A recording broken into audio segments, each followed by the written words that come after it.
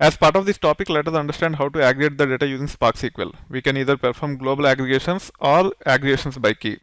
Here are the examples for global aggregations: getting total number of orders, getting revenue for a given order ID, getting number of records with order status either completed or closed. And then when it comes to aggregations by key, we typically use group by. And here are the examples for aggregations by key: getting number of orders by date or status, get revenue for each order ID, getting daily product revenue, where order date and product ID will serve as keys. We will see these examples and then we'll actually come back to the other concepts related to performing the aggregations, especially the rules while using group by. First, we will be performing the global aggregations to get the number of orders. Either we can say select count of order ID from orders like this. When you use count, you can even provide the literal such as 1. Conventionally, when we actually started working with the databases, it is a good practice to use a literal rather than specifying the column name. Now it doesn't matter. Either you can use literal or you can specify one of the columns in the table using which you want to get the count. Now if you want to get distinct count on a specific field such as order date, you can use count of distinct and you can specify the field name like this. It will give us the number of distinct dates we have as part of the orders. You can also get revenue for a given order ID. When we say for a given order ID, it will reflect as part of the where clause, and in where clause we can have the condition we are looking for, which is nothing but order item order ID, and whatever order ID you want to pass, you can pass. And then as part of the select clause, you will be having the function sum on the field using which you want to get the revenue or the metric. If you want to round it off to few decimals, you can use this non-aggregate function round on top of the aggregated result and you can take it further. Now if you run this, it will give us the revenue for the order ID 2. If you want to get the count of orders based on status completed or closed, this is how the query look like. As part of the where, we can actually specify this condition order status incomplete comma closed, and as part of the select clause we can have the count function to get the number of records with order status either in completed or closed. Now comes aggregations by key. First example which we want to see is nothing but number of orders by date, and this is how it will look like.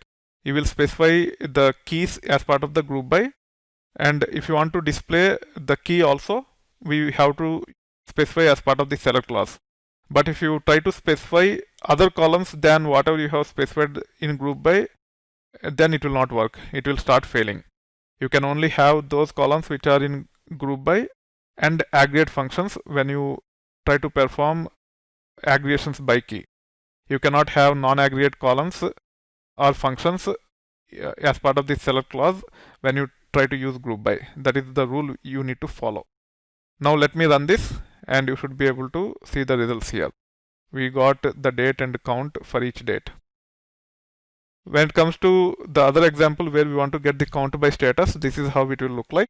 We just have to say select the key using which we want to get the count, which is also used as part of the group by, and the aggregate function count to get the count by status. And these are the results we can see with the status, the count by status. Here the condition is not right. We have completed, not complete. That's why it is only showing 7556. However, if you look at this count by status, complete is 22,899 and closed is 7,556, which means approximately 30,000. Now, if we run this, you can actually see the correct results, 30,455. Now let's talk about revenue for each order ID. So we have to use order items table. It have order ID, and order item subtotal is the one which can be used to compute the metric, which is nothing but revenue for each order ID.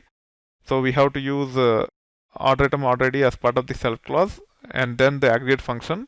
You can give the alias like this. The aggregate function is nothing but sum of order item subtotal. You can use functions such as round to fine tune our metric output, and then as part of the from we have to specify the table. As part of the group by, you have to use the key using which you want to compute the metric. In this case, the key is order item order ID and the metric is order revenue, and we are using order items, and you should be able to see the results here. Now let us see how to compute daily product revenue. When it comes to daily product revenue, we need order date from orders, order item product ID, and order item subtotal from order items. As we need fields from two different tables, we have to use join to join these two datasets, and then we have to use group by order date and order item product ID. Using these as keys, we should be able to perform the aggregation by applying sum on top of order item subtotal to compute daily product revenue. Also, we just want to consider complete or closed orders. That's why we have this additional where condition. This will give us the daily product revenue. Focus on the group by. We have order date and order item product ID from orders and order items respectively. And then focus on select clause. In this select clause, we have the fields which are specified in group by. And then we have an aggregate function which is nothing but sum. And we have provided alias revenue to get daily product revenue. And we should be able to see the results.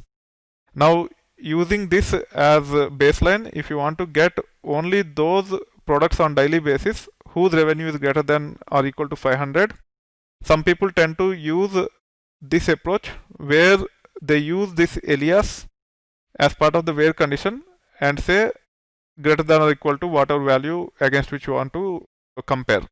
Some people might use this function itself. Either of the approaches will not work. It will fail. You can see that this one is failing, saying mismatched input blah blah blah.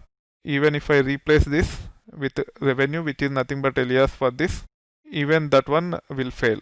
First, let me go back and see that everything looks good here. We have the exact expression copied, still it did not work. And if I undo this and if I go back to revenue, even this will fail. You can see that it is failing with some error. However, typically it fails with a different error, but this time it is failing with some other error. For now, let me delete this and see if this is working first. Okay, there is some other syntax issue in this. So let me copy this and let me paste. This is running. Now, some people tend to use and revenue greater than or equal to 500 if you want to see daily product revenue where each day the product is generating more than $500 revenue. So if you are interested only in those products who are generating more than $500 revenue, some people tend to use where condition like this. Now you see it is saying cannot resolve revenue given input columns blah blah blah. You can also try to replace the revenue with this. Even then it will not work. It is saying some other error. So this is not the right syntax to solve the problem such as get daily product revenue where the revenue is greater than or equal to 500. Instead of using where condition like this, the way you should be able to solve the problem is by using having clause like this. Having goes with group by. Without group by you cannot use having. If you want to apply any filters on top of aggregated results, you have to use having clause after group by and you should be able to solve the problem. The reason why the where condition on revenue or on this expression will not work is because of the order of the execution. First, the query will be executed from the from clause, then it will go to the where clause, then it will go to the group by, then it will go to the having, then it will go to the select clause. As this expression is primarily used in select clause, you cannot use this expression or alias as part of the where clause. That's why this one is failing and this one is working. Anytime if you have to apply filters after performing the aggregations on aggregated results, you have to use having clause, not the where clause, to add additional filters. That being said, now let's review the rules while using group by. We can have the columns which are specified as part of group by in select clause. On top of those, we can have derived columns using aggregate functions. So in our example, as part of the group by, we have order date and order item product ID. You can use either order date or order item product ID or both as part of the select clause. We are having both here. Now, on top of these things, you can only have the derived fields using aggregate functions. If you have derived fields with non-aggregate functions, then also it will fail. So on top of those fields which are specified in the group by, you can only have derived fields which are derived using aggregate functions. Derived fields from non-aggregate functions cannot be specified as part of the select clause. That is the rule which you need to follow when you are using group by. That being said, we cannot have any other columns that are not used as part of group by on derived column using non-aggregate functions. I am reiterating the same point which I have highlighted a couple of times earlier. we will not be able to use aggregate functions or aliases used in the select clause as part of the where clause. I have already demonstrated that. For example, if you want to get all the daily products where revenue is greater than or equal to 500, you cannot have either this alias or the expression itself as part of the where clause. That is the rule which I am emphasizing here. If you want to filter based on aggregated results, then we can leverage having on top of group by. Specifying where is not an option. And the typical query execution is nothing but from where group by. If you have having, it will also execute having. Then it will go to the select. That is the reason why specifying the conditions against the derived fields using aggregate functions in where clause will not work. That being said, so far we have seen how to project the data, how to filter the data, how to perform the joins, and how to perform the aggregations as well. And we even took care of performing aggregations after joining the datasets. As we have covered most of the basic transformations, now it is time for us to understand how to sort the data.